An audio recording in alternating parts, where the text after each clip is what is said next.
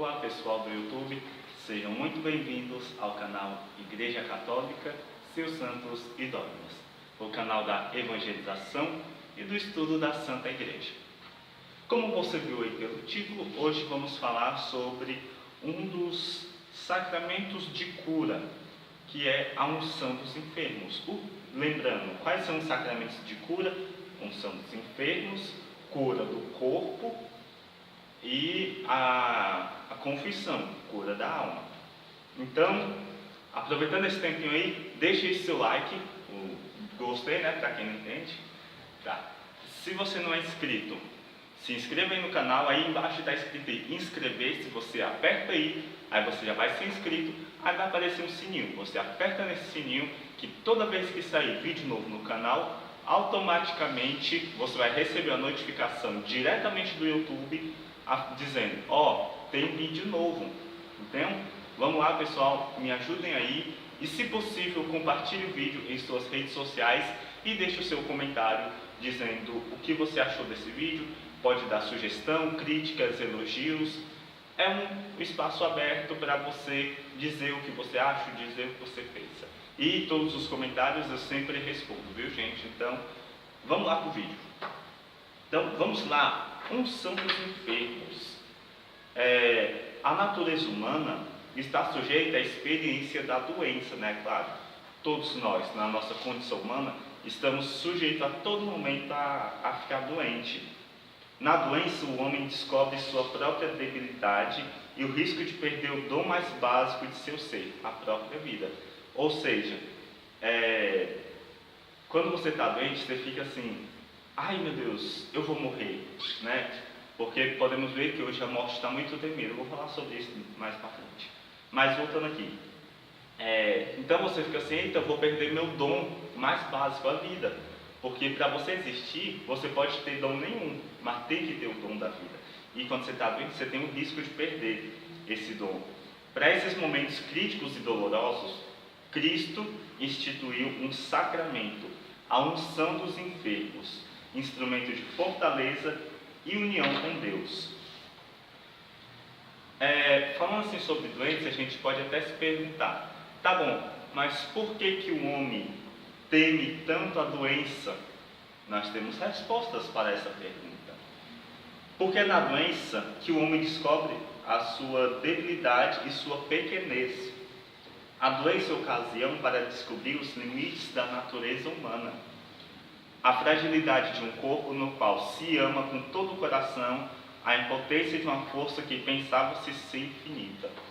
Ou seja, esses caras, sobretudo esse ricão aí que fica, não sei o que, eu sou bom e tal, olha que tanto de bens que eu tenho e tudo mais. Ficou doente, aí que, em alguns casos, né, não em todos, mas é na doença que vai ficar assim. Aí que vai ver a debilidade dela, vai ver o quanto ela é pequena, né? Vai ver a pequenez dela. E é na doença que a gente descobre os limites da natureza humana. Porque muita gente pensa assim, eu tenho uma força, eu sou invencível, eu sou imortal. Ficou doente, aí vê tudo aquilo que conquistou, às vezes até perde muitas coisas, perde amigos e tudo mais. Né? Porque é na doença que você descobre a sua pequenez nesse mundo. E também porque a doença é a janela mais próxima da morte, de um futuro que se apresenta e se aparenta estar bem mais perto. A morte suscita uma interrogação e uma incógnita para qualquer ser humano. Hoje, mais do que nunca, teme-se a morte porque esqueceram-se da vida eterna. Porque o homem apegou-se a essa vida e aos bens temporais.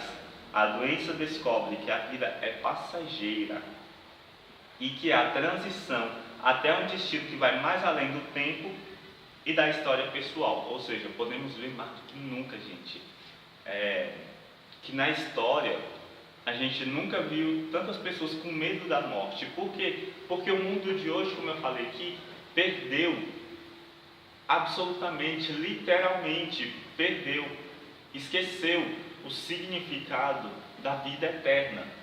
Por isso que as pessoas se apegam tanto a bens e tudo mais, mas depois vai ver que tudo aquilo são coisas temporais, né? Aí, e também muitas pessoas, sobretudo pessoas cristãs, ficam assim: eita meu Deus, eu vou morrer aonde? Para onde é que eu vou? Céu, inferno ou purgatório? Aí a gente fica nessa, né? Então a doença ela é algo assim que a pessoa, quando fica doente, fica mais preocupada com a vida e se sente mais próxima da morte. E também porque, frente à debilidade e à caducidade da vida, frente à morte mais ou menos próxima, né? Porque estar doente não quer dizer estar com o pé na cova, né?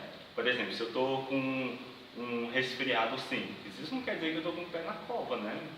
Então, continuando aqui. O homem descobre-se necessitado de uma certeza eterna, que talvez não possua, ou que pior ainda, em algum momento tenha recusado deliberadamente, né? Quase não saiu, ó. Então, assim, quando a pessoa está doente, aí que ela descobre, assim, que está necessitado de uma certeza eterna, como eu falei, para onde é que eu vou depois da morte, né? A doença se apresenta como experiência dolorosa, um marco de dor e insegurança, que propicia a tentação, sobretudo a pior das tentações, a rebeldia e a recusa de Deus. Ou seja, quando a doença, ainda mais for uma doença dolorosa, né, geralmente o encardido, ele fica nos tentando. E a maior das tentações é a rebeldia e a recusa de Deus. Que aí as pessoas pensam assim: se Deus é amor, por que eu estou nesse leito de hospital? Por que eu estou nessa UTI? Aí fica nessa rebeldia, né? E fica na recusa de Deus, né? E a pessoa doente pergunta-se por que tem que sofrer, por que Deus permite ou envia esse mal, e é tentada pelo desânimo e pelo desespero. O demônio, por outra parte, serve-se dessa circunstância para incitar a recusa de Deus. Por isso, se pode dizer que a doença é uma prova. Então, gente, a doença não é algo assim, Deus pensou assim: vamos rir da cara daquele pobre coitado ali, colocando nele essa doença. Não. Geralmente a doença vem a nós como uma prova, né? Porque você na doença decide se você, mesmo naquele estado que você está, você vai continuar no caminho de Deus, ou o diabo vai vir e você vai pensar assim: não, você está certo, vamos aí para você. Então a doença é nada mais do que uma prova, né? Sua origem, por outro lado, é o pecado original que causou a desordem da natureza humana, tanto no moral como no físico, né? No Antigo Testamento, pensava-se que a doença era causada pelo pecado pessoal, né? Por exemplo, tu pecou, ficou doente. Isso pensava no Antigo Testamento. Sem dúvida, Cristo ensinou que não é assim. Também pode sofrer o inocente, aquele que não cometeu nenhum pecado. Está lá em João, capítulo 9, versículo de 1 a 4. Isso torna mais difícil a compreensão dessa realidade da vida humana. A doença, aos olhos da razão, não tem sentido nem explicação racional aceitável. Só a fé pode iluminar essa triste experiência e lhe dar sentido, né? Então, vamos lá. A gente já falou aqui muito sobre doença, sobre o pecado e tudo mais, e sobre a unção dos enfermos própria dito. Afinal de contas, o que é a unção dos enfermos? A unção dos enfermos é o sacramento com o qual a Igreja encomenda os fiéis gravemente doentes ao Senhor doloroso e glorificado, para que os alivie e os salve. Está lá no Catecismo da Igreja Católica, número 1499. Ou seja, o próprio Catecismo diz aqui que a unção é um sacramento, né? Que a Igreja encomenda os fiéis gravemente doentes ao Senhor, que foi doloroso e glorificado, para que os alivie e os salve, né? Com esse sacramento, a doença é inserida no projeto salvífico de Deus. é unida ao sofrimento salvador de Cristo, é elevada a um plano sobrenatural, ao plano da fé e da graça, é convertida em um meio de salvação. Ou seja, a doença muitas vezes pode até nos dar salvação, caso a gente vá para a unção dos enfermos, né? O objetivo do sacramento é o alívio e a salvação. O alívio físico, quando assim o dispõe a vontade de Deus, o alívio espiritual a receber a graça sacramental. Ou seja, você vai receber a unção dos enfermos, aí você pode ter, digamos, um duplo alívio, o alívio físico e o alívio espiritual. O alívio físico, como diz aqui, digamos, da vontade de Deus, né? Deus que decide, tu recebeu a unção, aí você vai ser aliviado ou não. Porém, o alívio espiritual, ao você receber a unção, automaticamente já acontece por conta da graça sacramental. E sendo todos os sacramentos são meios de salvação, recebe-se também a unção dos enfermos para alcançar a vida eterna, né? Eu falei aqui no início do vídeo que dos 2 sacramentos de cura, a unção dos enfermos, eu disse que é para a cura física e a confissão para a cura espiritual, mas até esqueci de falar, né, que a unção dos enfermos cura física e cura espiritual também. Ou seja, se uma pessoa gravemente ferida receber a unção dos enfermos, ela foi limpa dos pecados, ou seja, tem a mesma absorção de uma confissão, né? Na maioria das vezes, talvez não se receba o alívio corporal, mas sem dúvida sempre se pode conseguir a graça da salvação mediante a recepção do sacramento, né? Sobre a instituição do sacramento, há 2 passagens do Novo Testamento que indicam que esse sacramento foi instituído por Cristo, ainda que não haja uma menção própria e direta da instituição, né? Então, o primeiro lê-se no contexto da missão que foram enviados os apóstolos por Cristo, lá em Marcos, capítulo 6, versículo do 7 ao 14.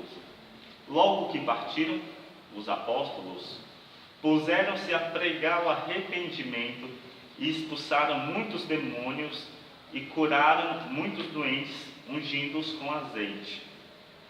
E o segundo encontra-se na carta de Tiago, que é Tiago, capítulo 4, versículo 14 e 15. Algum de vocês está doente? Diz assim na carta.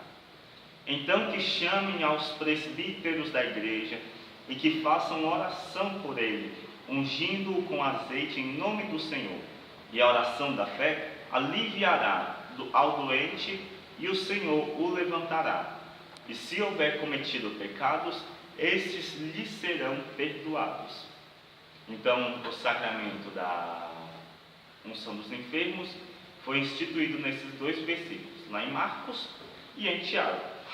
Então, aqui o apóstolo Tiago nos manda, assim, e acontece na igreja até hoje. Se você se encontra doente, chame um presbítero, ele virá ungir você com azeite, em nome do Senhor, e a oração da fé aliviará o doente e o Senhor levantará o doente. E como eu falei, né, que a unção dos enfermos limpa o pecado, está escrito na palavra de Deus. Se houver cometido pecados, estes lhes serão perdoados. Os apóstolos na igreja primitiva atuavam sempre e somente por mandado implícito ou explícito do Senhor. Por isso, a unção dos enfermos deve ser entendida como uma celebração querida por Cristo, né? Sobre a matéria e a forma. Como em todo sacramento, também a unção dos enfermos se celebra segundo o rito prescrito no livro litúrgico, respeitando a revelação de Cristo e a tradição da Igreja.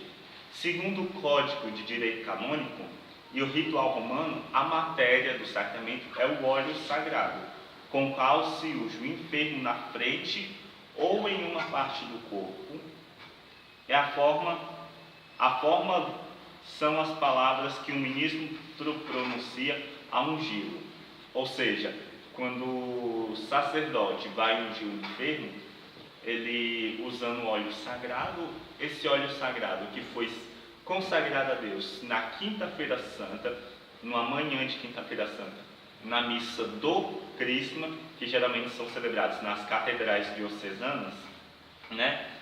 Aí a fórmula, né, da unção é a seguinte: o sacerdote diz: por esta unção e por sua bondosa misericórdia, te ajude o Senhor com a graça do Espírito Santo. Amém. Para que, livre de teus pecados, te conceda a salvação e conforte a tua doença. Amém. Então, com essas palavras, o sacerdote dá a unção. O ministro é sempre e somente um sacerdote e o sujeito é o fiel. Ou seja, se não tem como um ministro da Eucaristia, um ministro de exéquia, né, dar uma unção dos enfermos, cabe somente aos sacerdotes, né? E o sujeito é o fiel, que, havendo chegado ao uso da razão, começa a estar em perigo de doença ou velhice, né? Ou seja, geralmente a unção dos enfermos é quando a pessoa está correndo risco de morte ou na velhice, mas se você se sente, como diz, enfermo, né? Você pode sim chamar um sacerdote para ele vir te ungir, né? Como você pode ver, também a velhice é considerada uma circunstância para receber a unção dos enfermos, né? Então, cadê? Ai meu Deus, eu marquei aqui, marquei o que é. As palavras da oração de Cristo no Getsemane provam verdade do amor mediante a verdade do sofrimento. São João Paulo II. Ou seja, que Cristo estava ali sofrendo ali no Getsemane e fez uma oração, que essa oração prova a verdade do amor, né, mediante a verdade do sofrimento. Ou seja, o amor e o sofrimento podem andar juntos, né, sem problema nenhum. Cadê? Acabou, gente. Aqui. O sofrimento é o caminho sublime e obrigatório para a vida eterna. O ensinamento de Cristo é claro sobre esse respeito. Toda a sua vida foi sofrimento desde o seu nascimento até sua morte. Jesus, unido e permanentemente abraçado à cruz, e seu chamado equívoco: se alguém caminhar atrás de mim, negue-se a si mesmo, tome a sua cruz todos os dias e siga-me. Ou seja, muitas pessoas sofrem e falam assim: Deus me abandonou, Deus não quer mais saber de mim. Não, o sofrimento, como eu disse aqui, o sofrimento é um caminho sublime e obrigatório para a vida eterna, porque Cristo mesmo falou: quem quiser seguir a mim, negue-se a si mesmo, tome a sua cruz e siga-me. Concluindo, o sofrimento humano à luz da fé e nas perspectivas de Cristo é um meio de salvação. É uma oportunidade que Deus oferece a você para empreender o caminho da vida eterna. É a garantia do êxodo total. A única condição que você una a Cristo todos os seus sofrimentos e o aceite por amor a Ele. Sem essa intencionalidade, o sofrimento carecerá de sentido e valor. Ou seja, o sofrimento humano é um meio de salvação. Sim, o sofrimento é um meio de salvação. E a única condição para isso, quando você está doente, né, é que você tem que unir a Cristo todos os seus sofrimentos e tem que aceitar os sofrimentos por amor a Cristo. Porque lembrando, gente, Cristo também sofreu e não foi pouco não. Então, se o próprio Cristo sofreu, por que você não vai sofrer? Cristo morreu por nós. Sim, Cristo morreu por nós. Mas Ele próprio disse que ser cristão não ia ser fácil. Você precisa tomar a sua cruz e seguir Ele sempre, né? Então, gente, é isso. Caso ficou alguma dúvida sobre esse tema, você pode, como eu falei, nos comentários. E é isso aí. Junto com esse vídeo, eu vou lançar um outro videozinho Talvez vai demorar um pouquinho, mas espere aí que ainda hoje vai sair um outro vídeo do canal, viu? Então é isso aí, pessoal. Espero que vocês tenham gostado demais. Obrigado.